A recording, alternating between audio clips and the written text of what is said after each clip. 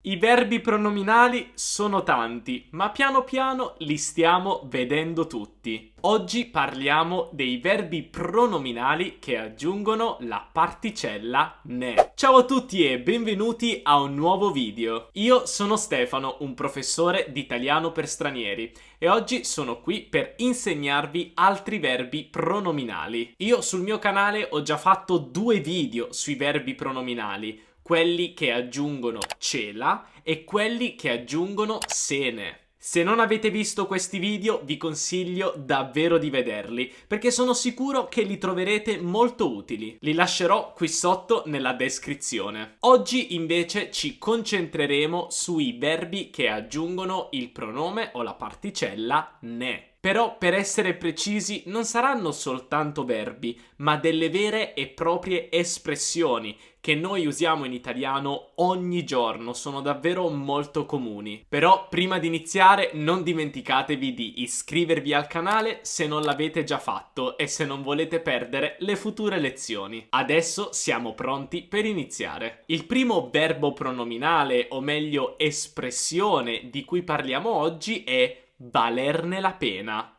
Valerne la pena.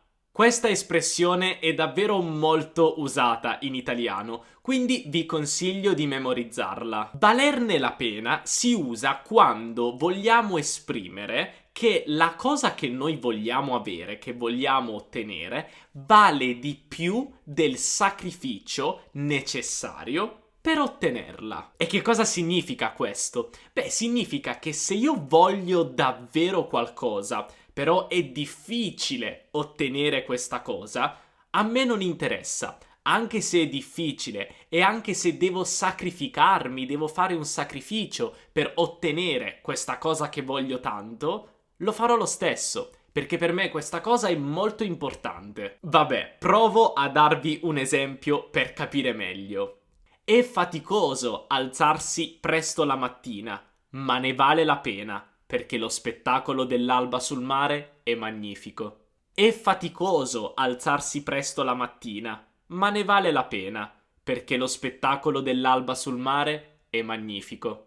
Qui noi che cosa stiamo dicendo? Beh, stiamo dicendo che non è facile alzarsi presto la mattina, è faticoso, è una cosa un po' stancante, però ne vale la pena. E perché ne vale la pena? Beh, perché la cosa che io voglio ottenere, cioè guardare l'alba sul mare, che è una cosa bellissima, vale di più del sacrificio che io devo fare per ottenerla, cioè svegliarmi presto la mattina. Quindi non mi interessa. Anche se svegliarmi la mattina è faticoso e stancante, ne vale la pena, perché guardare l'alba sul mare è uno spettacolo magnifico. E adesso passiamo al secondo esempio di oggi.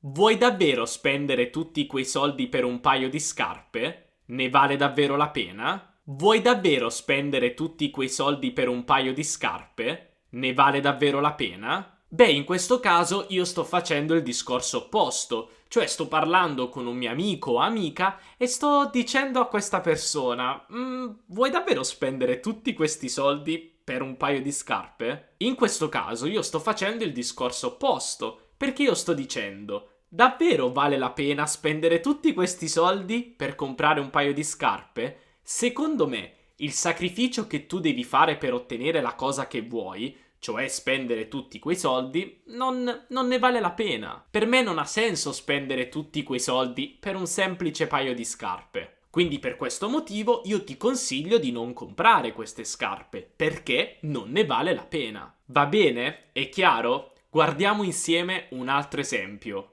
Guarda, non ne è proprio valsa la pena. Tutto lo studio che ho fatto per un 18. Guarda, non ne è proprio valsa la pena.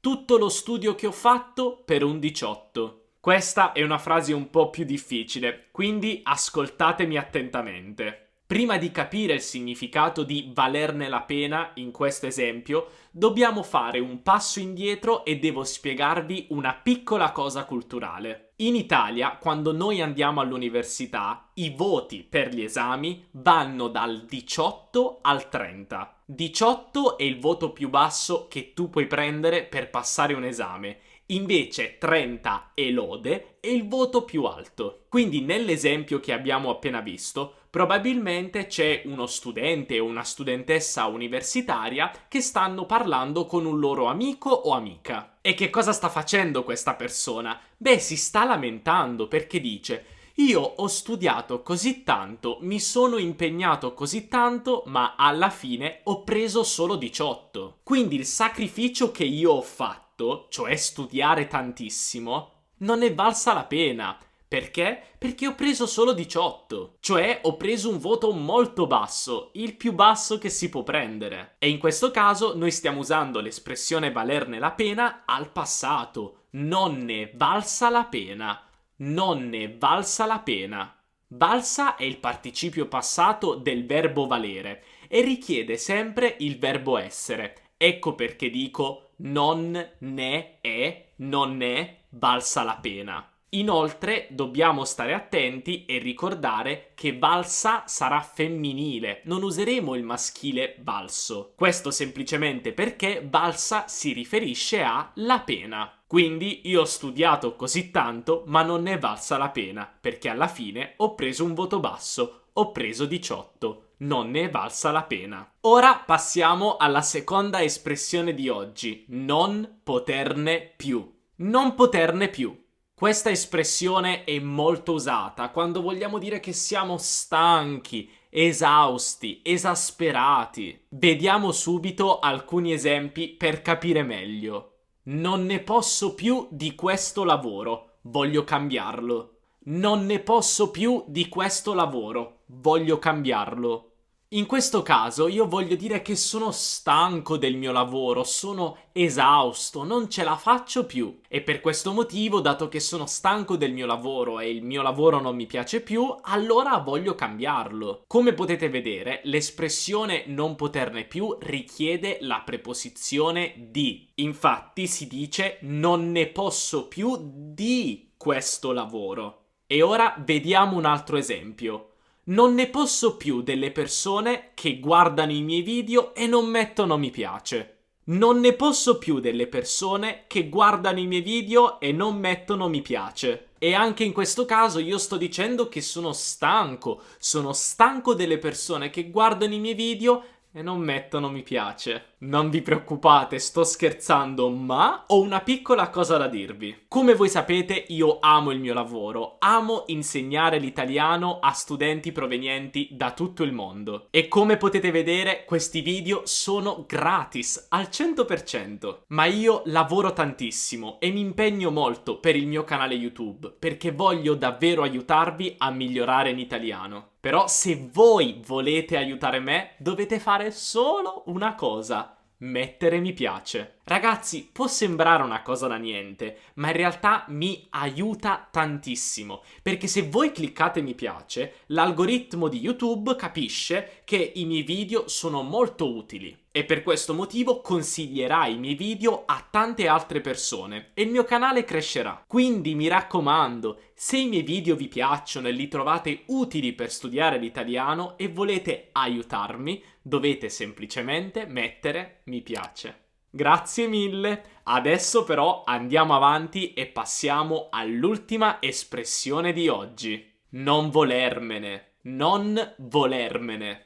Io amo questa espressione e vi consiglio di memorizzarla, però memorizzatela in questa forma, non volermene. Infatti questa espressione si usa maggiormente in questa forma, non volermene, non è necessario cambiarla. E che cosa significa non volermene? Beh, non volermene si usa quando vogliamo dire qualcosa di negativo a qualcuno e vogliamo preparare quella persona alla cosa negativa che stiamo per dire. Vi faccio subito un esempio, così capite meglio.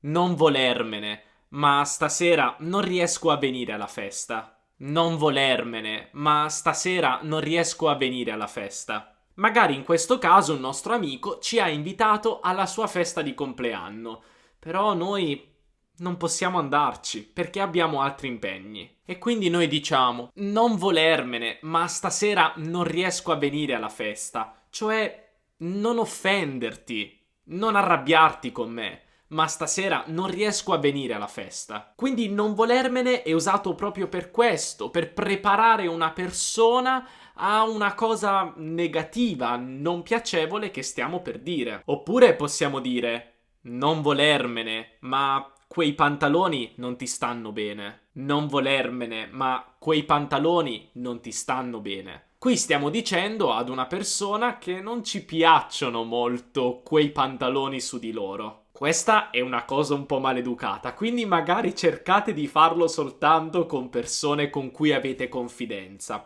Ma se volete, diciamo, attenuare la cosa negativa che state per dire, allora aggiungete non volermene all'inizio della frase. Quindi non volermene, non arrabbiarti con me, non offenderti, ma... e poi cercate di essere onesti. Allora ragazzi, vi piacciono queste espressioni o verbi pronominali che aggiungono la particella ne? Adesso provate voi qui sotto a scrivere delle frasi usando le espressioni di oggi. Farò del mio meglio per correggerle e per darvi consigli. Poi mi raccomando, vi consiglio anche di seguirmi su Instagram, Teacher Stefano, perché io lì pubblico storie quasi tutti i giorni, completamente in italiano, e faccio anche dei quiz proprio sugli argomenti dei miei video su YouTube. Quindi se nei prossimi giorni volete un quiz su queste espressioni, vi consiglio di seguirmi sulla mia pagina Instagram. Come sempre io spero che questo video vi sia piaciuto, non dimenticate di lasciare un bel like e ovviamente di iscrivervi al canale se non lo avete già fatto. Noi ci vediamo presto, un abbraccio dall'Italia, ciao!